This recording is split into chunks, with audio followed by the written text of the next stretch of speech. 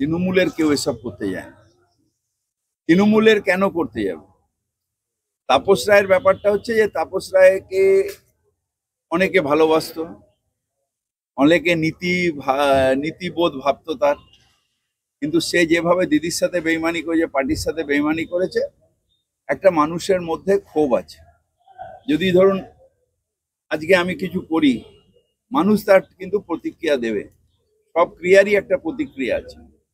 তাপসদার যে ক্রিয়া আমি অত্যন্ত ভালোবাসতাম, কিন্তু উনি এরকম করবেন, এরকম পাল্টি হবেন, গান্ধীবাদের বিশ্বাসী গোডসেবাদ হয়ে যাবেন, এটা আমিও জীবনে ভাবতে পারি। কিন্তু যাই হোক, সেই জন্য একটা প্রতিক্রিয়া আছে। কিন্তু মিঠুনদার কি আছে? মিঠুনদার তো সব পার্টি ঘুরেই এসছে, সুভাষবাবুর সাথে ছিল, মমতাদির সাথে ছিল, এখন এদের সাথে আছে, আবার কালকে অন্য কোথাও যাবে। চোর স্লোগান ওরা শুরু করেছে, চোর স্লোগান আমরা দিই না, কারণ চোরও কো আতি হয় নজর সারে জাহা চোর, যে চোর হয় তাকে মনে হয় সবাই চোর। চোর চোর এটা স্লোগান শুরু করেছে বিজেপি আর সিপিএম, তো এটা আমরা দিই না। মিঠুন চক্রবর্তী বলেছেন আর রাজনীতির কথা বলবেন না, এবার সিনেমায় ফিরবেন। বলছেন 30 তারিখ পর্যন্ত দায়িত্ব ছিল, এবার আমি মিঠুনদার উচিত হলো রাজনীতি না করে, একটা বড় আর্টিস্ট তো, ফিরে যাওয়ার। কিছু একটা ভয় টয়ের জন্য বিজেপি করেছে, যাই হোক সেসব আমরা বলতে চাই না, কিন্তু মিঠুনদার উচিত হলো না ফিরে যাওয়া। আমার সাথে একটা সময় খুব ভালো সম্পর্ক ছিল, সুজিত বোসের সাথে খুব ভালো সম্পর্ক ছিল। দুর্ভাগ্য এখন উনি ওখানে আছেন, তবে যদি ফিরে আসেন ভালো, মানে যদি ওনার যে অরিজিনাল লাইন কি বলে ওটাকে, অ্যাক্টিং, সেটাতে ফিরে আসতে ভালো। নির্বাচন কমিশনের ভূমিকা কেমন দেখছেন? দেখুন, মানুষের ওপরে আর কেউ নেই। বাংলার মানুষ শান্তিপূর্ণ ভোট দেবে ঠিক করেছে, তাই চারিদিকে শান্তিপূর্ণ ভোট হচ্ছে।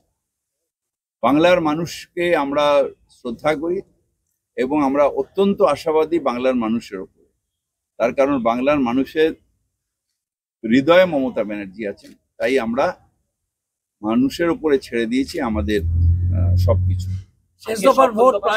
সামগ্রিকভাবে ফলাফল কি প্রত্যাশা করছে? দেখুন, এই আগেরটায় তো অভিষেক বলে দিয়ে 23, আর এটা 9, 23 আর 9 কত হলো? 32। এটাতে এই 9টা তো আর অন্য কেউ পাবে না। এই যে আজকে যে 9টা হচ্ছে সেটা অন্য কেউ পাবে না। আর আগে অভিষেক 23 বলেছে, ওটা আমি জানি না, কারণ ও ঘুরেছে, আমি ওই জায়গাটা ঘুরিনি। এই 9টা 100% আমরা পাচ্ছি। হ্যাঁ, 9টা, এই 9টা আমরা পাবো। আর ওইটা ও 23 যখন বলেছে, ওটা হতে পারে 23 কি 24ও হতে পারে, আমরা এটাই পাবো।